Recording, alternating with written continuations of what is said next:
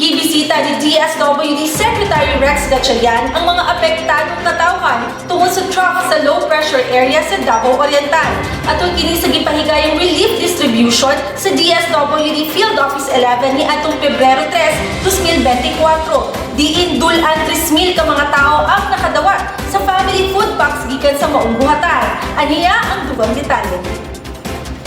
Matud pa ni Nanay Carlita, residente sa Governor Generoso, Davao Oriental. Dili gyud lalim ang ilang kahimtang pag-abot sa baha sa ilang lugar. Dilim kadawat sir nga ani among kuan ba kay ang uban na diri sa kuan barangay nya wala sila kaulian. Pinta amo sir kay sudlan ang tanan tubig. Bungo jud tanan amo ang palibot sa balay kwarto. So napakalakas, ang dami na pinsalang mga infrastruktura, mga bahay na wala, mga kabuhayan, no? Mga pananim at mga kahayupan na wala. So mga mananagat, maraming nawalan ng bangka. Si Nanay Carlita usa lamang sa dulan 3,000 ka mga lumulupyo sa Davao Oriental nga nakadawat sa family food packs nga giapod-apod sa pagbisita ni Secretary Rex Gatchalian. Giadto ni Secretary Gatchalian ang mga munisipyo sa Caraga, Manay ug Governor Generoso nga nakahiagom og labihang kadaot dili lamang sa mga panimalay apan apil usab ang ilang mga pananom ug mga kahayupan. Sumala sa pinakabagong datos sa Disaster Response Information Management Section (DRIMS) sa DSWD FO11, anaan na sa 418 ka mga barangays nga adunay 228,153 ka mga pamilya o kinatibuk ang 758,668 nga ihap sa apektadong katawhan sa tibok rehiyong 11. Samtang sa Davao Oriental, anaan na sa 126 ka mga barangay nga adunay 63,379 ka mga pamilya o kinatibuk ang 243,933 ka mga tao ang naapektuhan sa maong trough sa LPA. Sa pagbisita ni Secretary Gatchalian, nakapag-apod-apod ang buhatan og 1,500 ka mga family food packs sa Governor Generoso, 660 sa Manay o 512 sa Caraga. Ang commitment ng ating Pangulo at ng DSWD ay masigurado na makabangon sila muli. So we'll make sure na immediately yung food packs tuloy-tuloy yan sa buong Davao region, no? Kasama na Del Norte, De Oro, Oriental.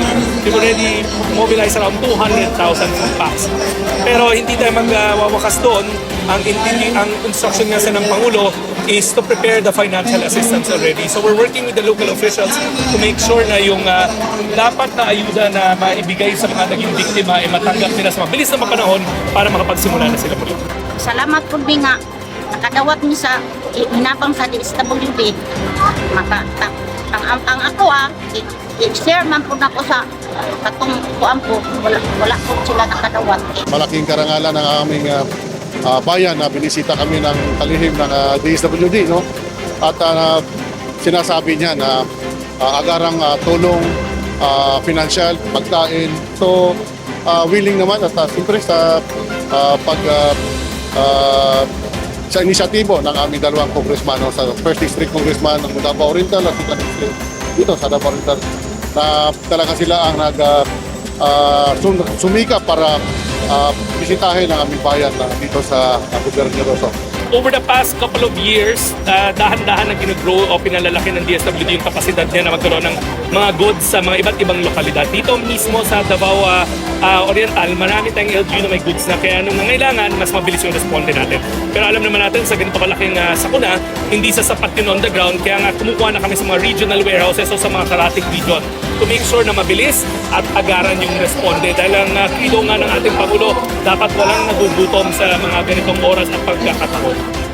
Matud pa ni DSWD FO11 Regional Director Attorney Vanessa Bigo na ang tanang request nga magikan sa tanang mga munisipyo nga apektado sa maong LPA diri sa rehiyon, pagadawaton o hatagan og hinanaling serbisyo ug mga panginahanglanon sama na lang sa family food packs, hygiene kits, kitchen utensils, modular tents o uban pa. Mao kini ang ato ang updates karong adlaw. Kini si Michelle Franca para sa DSWD 11 Express.